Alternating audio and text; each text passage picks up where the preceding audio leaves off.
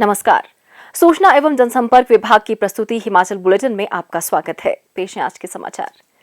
पूर्व प्रधानमंत्री स्वर्गीय राजीव गांधी की 76वीं जयंती के अवसर पर आज छोटा शिमला स्थित राजीव चौक में उनकी प्रतिमा पर मुख्यमंत्री श्री जयराम ठाकुर ने पुष्पांजलि अर्पित की। इस अवसर पर मुख्यमंत्री ने उपस्थित लोगों को एकता और अखंडता की शपथ भी दिलाई।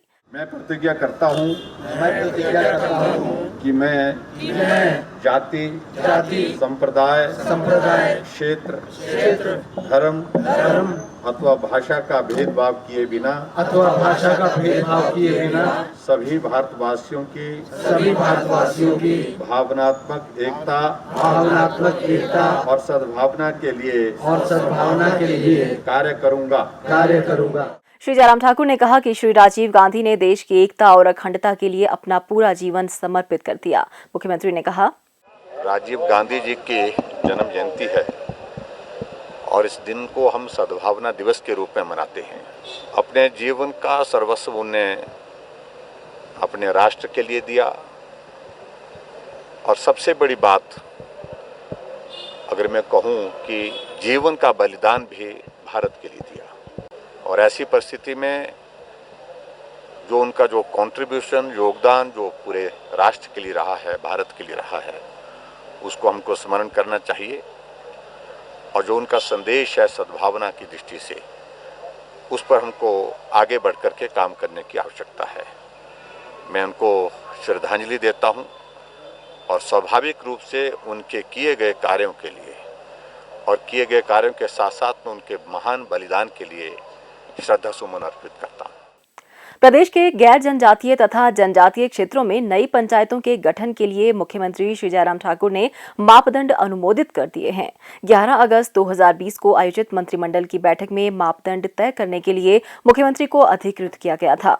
गैर जनजातीय क्षेत्रों के लिए अनुमोदित मापदंडों के अनुसार उन ग्राम पंचायतों से नई पंचायतों का गठन किया जाएगा जिनकी 2011 की जनगणना के अनुसार जनसंख्या 2000 या इससे अधिक तथा परिवारों की संख्या 500 या इससे अधिक और ग्राम पंचायत के वर्तमान मुख्यालय से सबसे दूर वाले गांव की दूरी 5 किलोमीटर या इससे अधिक तथा गांव की संख्या 5 व उससे अधिक है।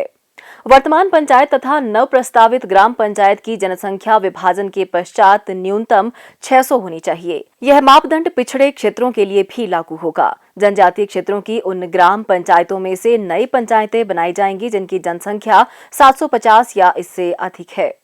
वर्तमान पंचायत तथा नव प्रस्तावित ग्राम पंचायत की जनसंख्या विभाजन के पश्चात न्यूनतम 300 होनी चाहिए। पंचायती राज विभाग में अब तक प्राप्त 470 से अधिक प्रस्तावनाओं का उक्त मापदंडों के अनुसार परीक्षण किया जा रहा है। जो पंचायतें उक्त मापदंडों को पूर्ण करेंगी उनके गठन की सरकार द्वारा अधिसूचना जारी की जा रही है। अधिसूचना पर संबंधित ग्राम सभा के सदस्य 7 दिनों के भीतर अपनी आपत्तियां संबंधित उपायुक्तों के समक्ष दर्ज करवा सकते हैं। प्राप्त आपत्तियों पर उपायुक्त 3 दिनों के भीतर फैसला लेकर विभाग को अपनी संस्तुति देंगे। इसके पश्चात सरकार द्वारा अंतिम अधिसूचना जारी की जाएगी। अनुमोदित मापदंडों के अनुसार प्रदेश के गैर जनजातीय क्षेत्रों में 220 तथा जनजातीय क्षेत्रों में 8 ग्राम पंचायतों के गठन की संभावना है। मेहनतकश लोग जीवन में सफलता प्राप्त कर अन्य लोगों के लिए भी प्रेरणा स्रोत बन जाते हैं। कांगड़ा जिला की तहसील शाहपुर के दुर्गेला गांव के प्रगतिशील बागवान श्री पूरन चंद ने बागवानी के क्षेत्र में अनूठी मिसाल कायम की है। श्री पूरन चंद ने उद्यान विभाग के अधिकारियों के परामर्श से सेब के 30 पौधे लगाकर बागवानी की शुरुआत की। उसके बाद उन्होंने 5 कनाल बगीचे में अन्ना व डोरसेट प्रजाति के सेब के पौधे लगाए। उन्होंने बागीचे में सिर्फ जैविक खाद का प्रयोग किया और इसके उत्साहजनक परिणाम सामने आए। इस वर्ष उनके बागीचे में सेब की बहुत अच्छी पैदावार हुई। मैंने ये सेब का बगीचा लगाया था और ये मेरा जो बगीचा है सेब का, ये कम्प्लीटली ऑर्गेनिक फार्मिंग पर आधारित है। इसमें लगभग मैंने 150 प्लांट लगाए हैं। इसमें 2 किस्म के सेब लगे हुए हैं, एक डोरसेट गोल्डन है, एक अन्ना है। तो ये दोनों वैरायटियाँ हैं और अच्छी चल रही हैं। पिछले साल मैंने शुरू में जब कम प्लांट लगाए थे तब लगभग 1 साल के बाद 1 क्विंटल के आसपास सेब निकले थे। लेकिन इस बार ये देख रहे हैं आप, ये जो बगीचा है मेरे आसपास, ये काफ़ी प्लांट जो मेरा 120 के लगभग प्लांट जो हैं वो 1 साल के हैं, लेकिन ये इस वक्त सेब से लदे हुए हैं। और आप देख रहे होंगे कि ये हेल नेट मैंने लगाई है, ये पक्का स्ट्रक्चर बनाया है। तो हेल नेट पे मुझे 80% सब्सिडी मिली है। और मैं अपने किसान भाइयों को, अपने आने वाली जनरेशन को, यूथ को ये मैं मैसेज देना चाहता हूँ कि एप्पल की यहाँ बहुत संभावना है।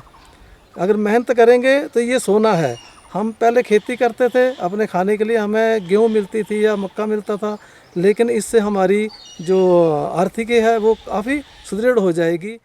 श्री पूरनचंद के बगीचे में सेब की अच्छी पैदावार से प्रेरणा लेकर क्षेत्र के अन्य किसान भी सेब की बागवानी के लिए उनसे संपर्क कर रहे हैं। शाहपुर के दुर्गेला गांव के निवासी श्री करमचंद ने भी सेब की बागवानी कर नया मुकाम हासिल किया है। 2008 में सीआरपीएफ से सेवानिवृत्त होने के उपरांत श्री करमचंद ने कुछ समय तक पारंपरिक खेती की, लेकिन उनके मन में चाह थी कि कुछ हटकर किया जाए। लगभग 3 वर्ष पूर्व उन्होंने उद्यान विभाग के अधिकारियों से संपर्क किया और सेब की बागवानी और प्रदेश सरकार की विभिन्न योजनाओं के बारे में जानकारी प्राप्त की तथा 8 कनाल भूमि पर सेब के 500 पौधे लगाए। करमचंद व उनके परिवार की मेहनत रंग लाई। इस वर्ष श्री करमचंद के बागीचे में सेब की अच्छी पैदावार हुई। खास बात यह है कि उन्होंने अपने सेब के बागीचे में किसी तरह के रसायन प्रयोग नहीं किया और उनके बागीचे के सेब पूरी तरह से ऑर्गेनिक हैं। सेब की फसल तैयार है, 3 कुंटल के लगभग मैंने बिक्री कर दिए हैं और लगातार बिक्री हो ही रहे हैं, गाहक आ रहे हैं। बाकी नजदीक के बाजारों में भी इसका बिक्री हो रही है। मुझे सरकार के द्वारा वाटर टैंक बनाने के लिए, एंटी हेल नेट और ड्रिप इरिगेशन, पावर टिलर के लिए सरकार द्वारा सब्सिडी दी गई है, जिसके लिए मैं सरकार का बहुत धन्यवाद करता हूं। और दूसरे पब्लिक को भी जागरूक होना चाहिए ताकि इस प्रकार की सरकार द्वारा जो सुविधाएं दी जाती है किसानों के लिए, ज़्यादा से ज़्यादा किसान ले सकें। तो मैं दोबारा आपके माध्यम से सरकार को इसका धन्यवाद देना चाहता हूँ। प्रदेश में कोरोना संक्रमण की जांच के लिए आज 1760 लोगों के सैंपल लिए गए, जिनमें से 254 लोगों की रिपोर्ट नेगेटिव पाई गई है, जबकि 1505 लोगों की रिपोर्ट आना बाकी है। अभी तक 1,87,450 लोगों की जांच की जा चुकी है, जिनमें से 1,81,170 सैंपल की जांच नेगेटिव पाई गई है। प्रदेश में कुल 4,472 लोगों में कोरोना वायरस के संक्रमण की पुष्टि हुई है, जिनमें से 3,066 लोग इस बीमारी से ठीक हो चुके हैं और 1,343 व्यक्ति उपचाराधीन हैं। हिमाचल बुलेटिन देखने के लिए सब्सक्राइब करें YouTube channel DPR Himachal, follow करें ट्विटर @DPRHP, लाइक करें Facebook page information and public relations department Himachal Pradesh. इस अंक में इतना ही। कल फिर होगी मुलाकात। दीजिए इजाजत। नमस्कार।